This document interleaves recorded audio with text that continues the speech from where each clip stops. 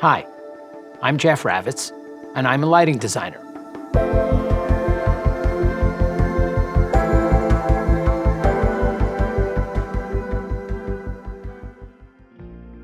Well, I got started in the industry by answering a classified ad many decades ago for a lighting director who wanted for a national tour. That was a club tour that I got to design the lights on, drive the van, set up the drums, and I had a ball doing it. Since then, I've been lucky enough to design for Bruce Springsteen, Shania Twain, Ringo Starr. He's a Beatle. I've been fortunate enough to be honored with a Primetime Emmy and a Sports Emmy and a bunch of local regional Emmys. And I work through my company here in Los Angeles, Intensity Advisors.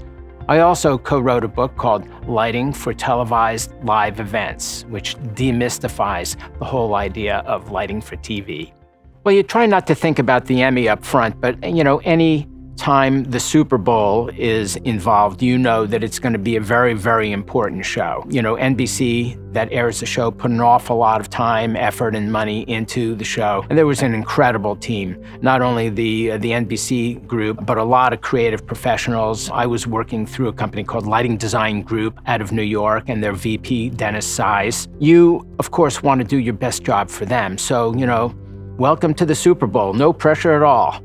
But we were doing this outdoors. There was a mandate to not only see the interviewers and the hosts of the pregame show, but also to see SoFi Stadium in the background, all in perfect resolution. So there were a lot of, lighting tricks that we had to do to make that look right. We knew that we were putting an awful lot into it, but we also knew that there was a lot of attention. Anytime, that people are watching an hour before the Super Bowl and then they're watching the game, that there's a very good chance that this is going to get, some Emmy attention. And even though we didn't really focus on it, we were pretty glad when it happened. As a little kid, the only thing I really was exposed to performance-wise was television. And, when you're watching TV, the only thing you really know is what you see on the screen. You're not aware of the production and everything that goes into it. I grew up just outside New York. So my parents took me to a Broadway show, and suddenly I realized that there was this other world that you see. When you're watching a play, you see everything. I was looking up, I see hundreds of lights all kind of pointing every which way. Before the show, I was trying to decipher what it was, and then the show begins. Everything on stage is this beautiful, coherent picture, creating moods and times of day, and everything looks crisp and beautiful. And you see scenery flying in and sliding in. And there was something about that really intrigued me. I began to act. I took acting lessons even as a little kid and dancing lessons and so forth, and I was in all the school plays. But it was when I got to college that I was suddenly exposed to a whole new world. As it turns out, my roommate in college was really into lighting. He had gone to a school that had a big technical program, and he began to get me really excited about it. So I took all the classes I possibly could at my college. I had a great professor. He was not only a working pro, but he was really a gifted teacher, and he got me really inspired. So I began to obsess about lighting. The path that I took, all the missteps and failures, saying the wrong thing to the wrong person, and being too big for my britches, all of that stuff sort of got me to where I am today. So I'd be really hesitant to give myself too much advice, because I think the path is a natural path, and some of those stumbles that you take are a really important part of it. I mean, that being said, I would probably tell myself, make sure that you're nice to everyone. You never know who you're going to see on the way down that you saw on the way up, and help everybody that you can, and always keep a few spare batteries for your meter. I had taken on the Yes Tour, the owner of a Lonely Heart Tour, and this is back in the early 80s. The tour was in progress, and I stepped in right in the middle of the tour to do a show that night that I more or less hadn't seen.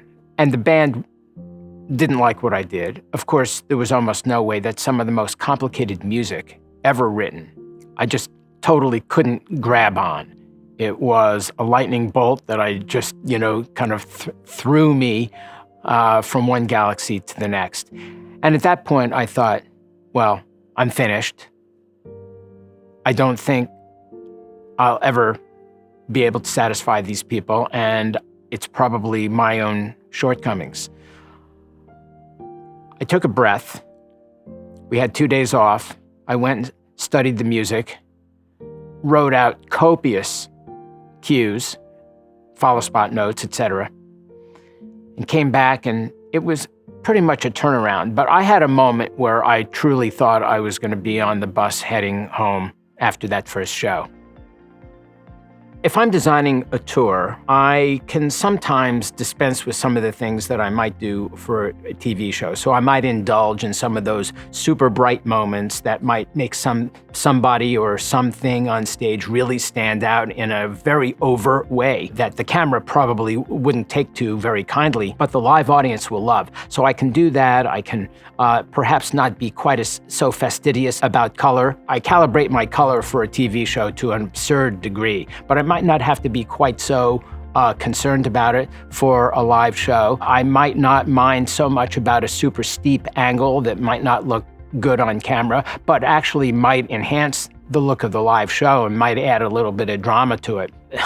The difference between live shows and television shows is growing smaller and smaller all the time. At least for a show like Springsteen, and it's happening to many, many tours out there, we are very video conscious. It's almost like a big touring TV show. And when you consider that 80% of the audience is too far to really see Bruce's really expressive, facial moves and see those details on stage, but it's blown up into these movie theater-sized screens, and so that everybody, even 400 or 500 feet away, get to see those expressions and see those hands on a guitar, and everybody is really concerned with how they look on the screen.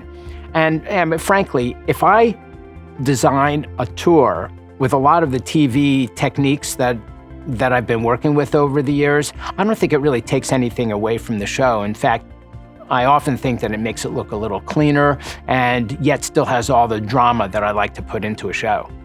Developing that sense of what looks good and evolving your aesthetic sense, a lot of it has to do with the changing times. What does the current audience out there like, and what do I do to serve the tastes of that audience? So that's how I've evolved. Technology has evolved, aesthetics and art has evolved, and so I've had to evolve too.